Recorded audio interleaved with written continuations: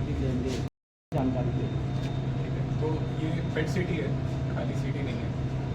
ये 90% जो प्रैक्टिस इसकी ऊपर होती है पेट सिटी की, ये ऑन्कोलॉजी बेस्ड है। कैंसर के स्कैन्स करे जाते हैं। कैंसर का ट्रीटमेंट काफ़ी एडवांस्ड हो चुका है। अब जैसे पहले ट्रीटमेंट कैंसर का होता था तो वो कस्टमाइज नहीं होता था, अब ट्रीटमेंट कस्टमाइज हो गया है। पेशेंट की बीमारी का स्पेसिफिक सिस्टम के हिसाब से हम उसका इलाज करते हैं, तो उससे इलाज बेहतर होता है, साइड इफ़ेक्ट्स कम होते हैं। पेट सिटी से हमारे को एक तो कैंसर की डायग्नोसिस बहुत समय पे हो जाती है, बहुत जल्दी हो जाती है। When the cancer is in early stage we are able to detect it. उसके बाद ट्रीटमेंट रिस्पॉन्स देखने के लिए बड़ा अच्छा इसका इन्वेस्टिगेशन है ये कि हम दो कीमो दिया, उसके बाद we see the access the response, और हमें मालूम चल जाता है बहुत अर्ली कि whether this patient will respond to this treatment और will not respond to this treatment. तो हम उसका ट्रीटमेंट सही समय पे चेंज भी कर सकते हैं अगर ज़रूरत होती है।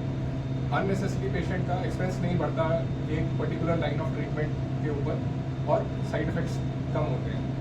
फिर पेशेंट का सर्वेलेंस, जब एक बार ट्रीटमेंट पूरा हो गया तो उसके बाद हमें ये जानना है कि कैंसर वापस तो नहीं आ रहा, उसको सर्वेलेंस बोलते हैं। उसके लिए एक बहुत ही अच्छी इन्वेस्टिगेशन है। अर्ली स्टेज पे सर्वेलेंस पे पता चल जाता है कि कैंसर वापस तो नहीं आया।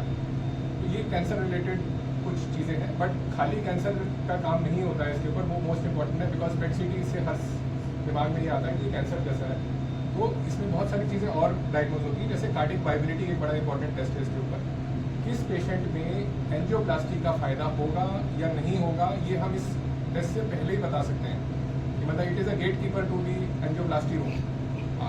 कौन से पेशेंट को फ़ायदा होगा उसी को अंदर लीजिए, जिसको फ़ायदा नहीं होगा हम पहले ही बता देंगे इससे फ़ायदा नहीं होगा। ये कार्डियक का हो गया।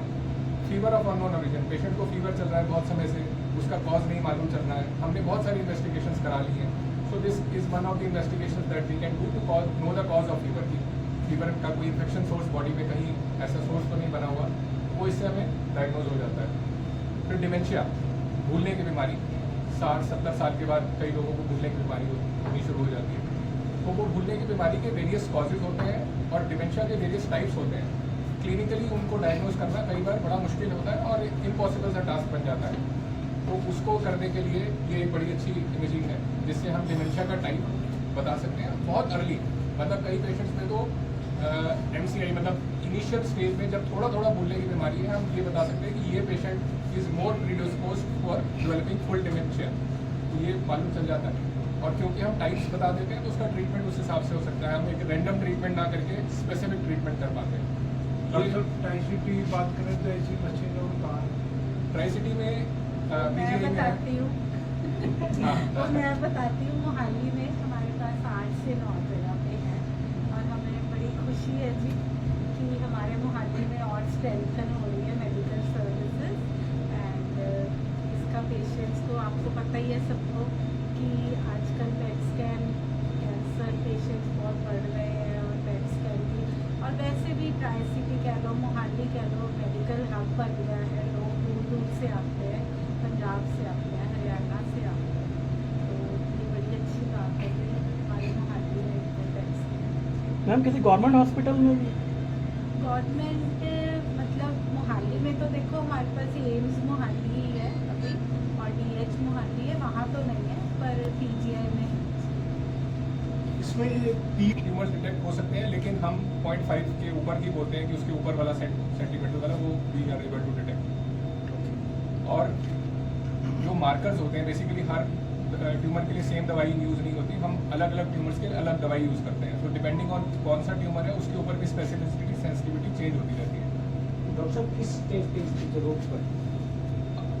जितना पहले कराएंगे, मतलब अगर हमें कैंसर डायग्नोज हुआ है तो जैसे हम किसी भी बैटल में जाते हैं, किसी भी हम वॉर के लिए तैयारी करते हैं, तो वो तैयारी होती है।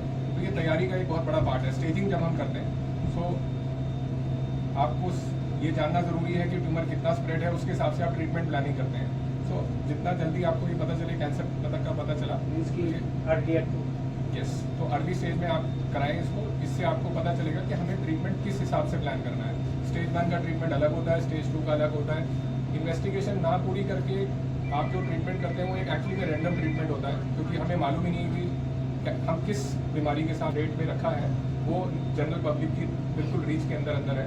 14,800 रुपया एक प्राइस रखा है, इसका बेसिक सा प्राइस है। पहले 25,000 30,000 अस्पतालों में, अभी भी बड़े बड़े अस्पतालों में बहुत प्राइस है।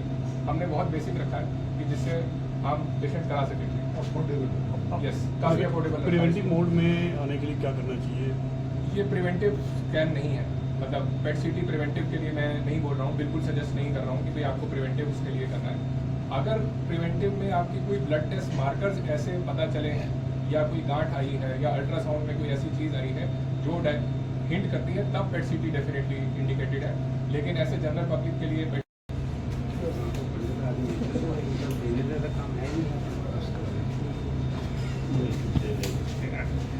खड़े हैं